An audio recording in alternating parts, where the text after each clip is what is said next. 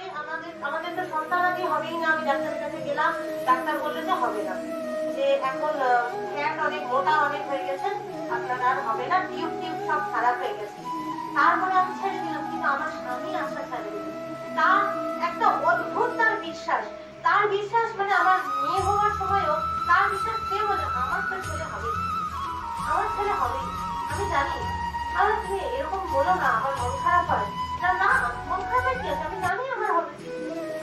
Doctor বলছে বাচ্চা হবে না, ছেলে কোথা থেকে হবে? না, আমার হবে। ব্যাস।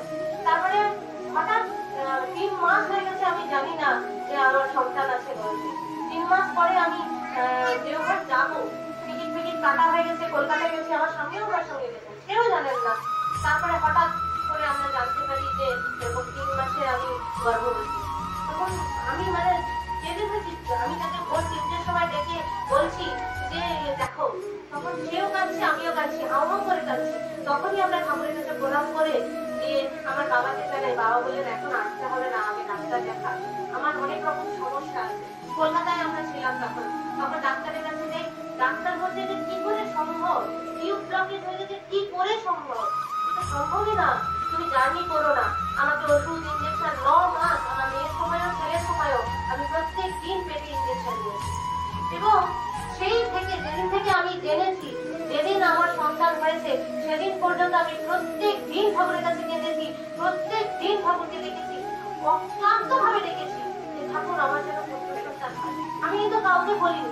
আমি যে পুত্র সন্তান খুব গভীর ভাবে চেয়েছি তা নয়, শুধুমাত্র আমার স্বামীর বিশ্বাসটা যেন না ভেঙে যায় ঠাকুরের উপর থেকে, এই বিশ্বাসে। এবং আমার গুরু আমাকে বলেছিলেন যে তুই যে নিষ্ঠা সহকারে মেয়ের জন্য প্রার্থনা করেছিস, সেই নিষ্ঠা সহকারে ছেলের জন্য প্রার্থনা করেছিস। তিনি তো না বলতে পারছেন, কিন্তু তিনি বলেছেন।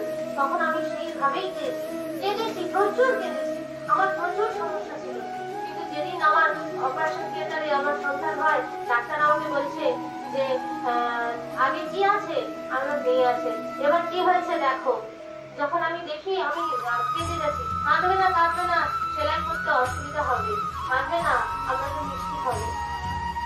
আমার স্বামীকে নিয়ে গিয়ে দেখিয়েছেন, আমার বাবাকে, আমার মাকে নিয়ে গিয়ে দেখিয়েছেন, তারাও ভ্রমণ করে কাঁদছে। কান্নাটা এটার জন্য নয় যে আমরা খুব ছেলে ভালোবাসি, কান্নাটা এটা যে আমার ঠাকুরের প্রতি যে আমার বিশ্বাস, সেটা আমার সম্পূর্ণ